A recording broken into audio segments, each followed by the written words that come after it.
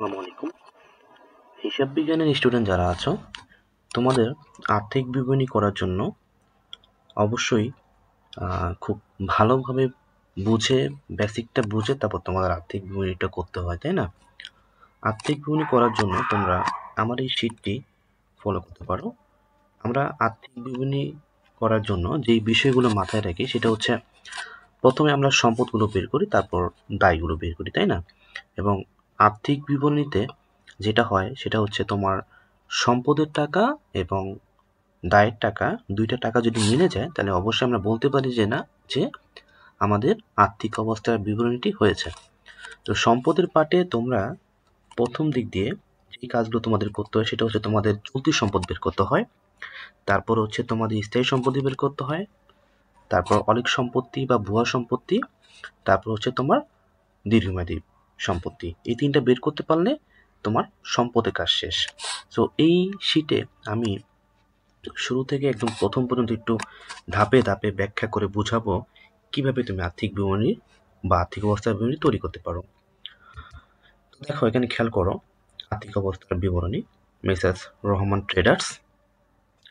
প্রথমে আমরা আর্থিক বিবরণী করার জন্য বিবরণ, টাকা, টাকা, টাকা, তিনটা টাকার ঘর নেব, ঠিক আছে? তো প্রথমে আমরা করবো হচ্ছে চলতি সম্পদ।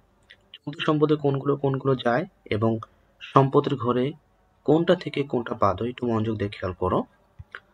নগদ সম্পদ, এবং নগদ সম্পদ বলতে নগদ তহবিল থেকে অথবা হাতে নগদ থেকে তোমার চুরি বা ক্যাশ বাক্স থেকে হারিয়ে গেছে কোনো টাকা, এটা বাদ হবে, ঠিক আছে? তারপর হচ্ছে তুমি ব্যাংক জমা নিবা, দেনাদার, প্রাপ্য বা বিক্রয় খতিয়ানের জের, তিনটা কিন্তু একই কথা। এই দেনাদার, প্রাপ্য বা বিক্রয় খতিয়ানের জের থেকে তোমার ধারে বিক্রয়, বাকিতে বিক্রয় বা অলিখিত বিক্রয় তুমি যোগ দিবা, ঠিক আছে?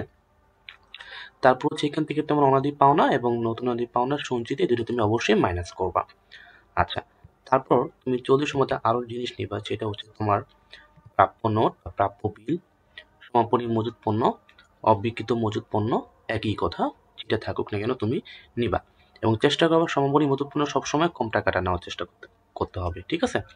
তারপর অব্যবহৃত মণিহারি, আয়ের বকেয়া, খরচের অগ্রিম, ব্যাট চলতি হিসাব, বিনিয়োগের বকেয়া সুদ, প্রদত্ত ঋণের সুদ, এগুলো যদি তুমি বের করতে পারো না, তাহলে তোমার চলতি সম্পদ হয়ে গেল, সম্পদের একটা পার্ট তুমি করতে পারলা, ঠিক আছে? এরপর হচ্ছে তুমি স্থায়ী সম্পদগুলো খেয়াল করবা।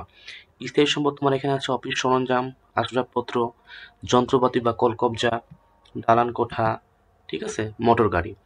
এখন এই অফিস সরঞ্জাম, আসবাবপত্র, যন্ত্রপাতি, কলকবজা, দালান কোঠা, মোটর গাড়ি, এই সম্পত্তিগুলো থেকে তুমি যদি তোমার পার্সেন্টেজ আকারে সমন্বয়ে কোনো অবচয়ের কথা বলে দেওয়া থাকে, সেটা তুমি বাদ দিবা, আর নয়তো তোমার বাদ দেওয়ার কোনো প্রয়োজন নাই, ঠিক আছে? আচ্ছা, তারপর দেখো সুনাম, ইজারা, পেটেন্ট, ট্রেডমার্ক, এই সম্পত্তিগুলোর কি আবার অপচয় হয় না, এগুলোর কি হয়, অবলোপন হয়। তুমি এটা বাদ দিয়ে তুমি টাকাগুলো এই করে বসাইবা। তারপর জমি জমা, একমাত্র জমি হচ্ছে একমাত্র স্থায়ী সম্পত্তি যেটার কোনো অপচয় বা অবলোপন হয় না, ঠিক আছে? এটা মাথায় রাখবা। তো এতটুকু করতে পারলে, হ্যাঁ, তোমার কি হবে, স্থায়ী সম্পত্তি শেষ। তো তুমি সম্পদের দুইটা স্টেপ করে ফেললা। এরপর খেয়াল করবা তোমার হচ্ছে দীর্ঘমেয়াদী বিনিয়োগ এবং অলীক সম্পদ বা ভুয়া সম্পদ। দুইটা অনেক সময় থাকে, অনেক সময় থাকে না। তারপরে সেটা আমি বলে দিয়েছি, তোমরা ভালোভাবে খেয়াল করবা যে 10% বিনিয়োগ, সঞ্চয়পত্র, বন্ড ক্রয়, এগুলো হচ্ছে তোমার দীর্ঘমেয়াদী বিনিয়োগ। আর হচ্ছে তোমার অলীক, ভুয়া বা কাল্পনিক সম্পত্তিতে তোমরা প্রাথমিক খরচ এবং বিলম্বিত বিজ্ঞাপন, এগুলো নিবা। যদি নেওয়ার মতো থাকে, এগুলো এখানে বসিয়ে তুমি টোটাল ক্যালকুলেশন করবা। টোটাল ক্যালকুলেশন করলে তোমার মোট সম্পত্তি বা মোট সম্পদ বের হয়ে যাবে, মানে একটা ধাপ তোমার বের হয়ে গেল, ঠিক আছে? এরপর তুমি দায় নিয়ে চিন্তা করবা। দায় নিয়ে চিন্তা করার আগে ফার্স্টেই তোমাকে চলতি দায় নিয়ে চিন্তা করতে হবে। আচ্ছা, এখন তুমি মনে রাখ, একটা জিনিস মাথায় রাখবা, সম্পদে যে টাকাটা বের হবে অবশ্যই আমাদের মোট দায়ের টাকা বের হতে হবে, না হলে আমরা অনিশ্চিত হিসাব দিব। তবে এখানে কথা আছে, কথা হচ্ছে তুমি ভালোভাবে টাকাগুলো বসিয়ে তারপর দেখবা যে তোমার টাকা মিলে কিনা। যদি না মিলে তাহলে অনিশ্চিত হিসাব দিবা, কিন্তু ভুলভাল বসিয়ে অনিশ্চিত হিসাব করে অঙ্ক করে দিলে সেটা অঙ্ক হবে না। আচ্ছা, তো চলতিতে আমরা যেগুলো বিষয়গুলো নেব সেটা হচ্ছে পাওনাদার, প্রদেয় হিসাব এবং ক্ষয়ক্ষতি জের। তিনটাই কিন্তু একই জিনিস, যার কারণে আমি স্ল্যাশ দিয়ে আলাদা করে দিয়েছি। হ্যাঁ, তিনটা কিন্তু একই জিনিস। আচ্ছা, তারপর দেখো এখান থেকে প্রদয় নোট বা প্রদয় বিল কি করবা, নিবা। তারপর হচ্ছে আরেকটা কথা, পাওনাদারের সাথে তুমি অবশ্যই হচ্ছে তোমার অলিখিত ক্রয় যোগ দিয়ে নিবা। আচ্ছা, তারপর ব্যাংক জমাতিরিক্ত, ওভারড্রাফট বা ওডি, এটা তুমি চলতি দায় নিবা। খরচের অগ্রিম, আয়ের অগ্রিম, অনুপার্জিত আয়, ব্যবসায়িক ঋণ, বকেয়া ঋণের সুদ, এগুলো অবশ্যই তুমি চলতি দায়ে নিবা। তাহলে দায়ের তোমার একটা পার্ট হয়ে গেল, তাই না? তারপর হচ্ছে তুমি দীর্ঘমেয়াদী দায় নিয়ে চিন্তা করবা। দীর্ঘমেয়াদী দায়ে তোমার ঋণ, ঋণপত্র, বন্ধকি ঋণ, ব্যাংক ঋণ, ডিবেঞ্চার, এগুলো থাকবে। এগুলো তুমি এখানে বসাবা। তা দায়ের তোমার দুইটা পার্ট হয়ে গেল। তো দায়ের দুইটা পার্ট হয়ে গেল, লাস্টে যে পার্টটা সেটা হচ্ছে তোমার মালিকানা সত্ত্ব। মনে রাখবা, মালিকানা সত্ত্বের সূত্র হচ্ছে মূলধন যোগ আয় মাইনাস ব্যয় মাইনাস উত্তোলন। ঠিক আছে? তো এই স্টেপে আমরা মূলধনের টাকা অবশ্যই তোমার অমিলে দেওয়া থাকবে। তারপর হচ্ছে মূলধনের সুদ থাকলে নিবা, না থাকলে নাই, যোগ দিবা। উত্তোলন থাকলে বিয়োগ দিবা। তারপর উত্তোলনের সুদ, এটা তোমার অবশ্যই সমন্বয় দেওয়া থাকতে পারে, না থাকলে নাই, তবে কি হয় সেটা মাইনাস হয়, খেয়াল রাখবা। তারপর নিট মুনাফা অথবা নিট ক্ষতি, অবশ্যই তোমার এটা প্রশ্নে দেওয়া থাকতে পারে, নিট মুনাফা ধরে নিবা। অথবা তোমার যদি আগের অঙ্কে খ নাম্বার বা ক নাম্বারে যদি তুমি নিট মুনাফা বা নিট ক্ষতি বের করো, সেটা দিয়ে করবা, অবশ্যই যোগ দিবা।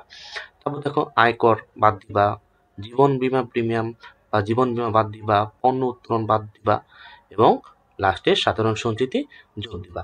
এইগুলো সম্পূর্ণ করলেই না তোমার এই পাশে মালিকানা সত্ত্ব হয়ে যাবে। এবং লাস্টে তুমি টাকাগুলো কি করবা, ক্যালকুলেট করে তুমি যোগ করে দিবা।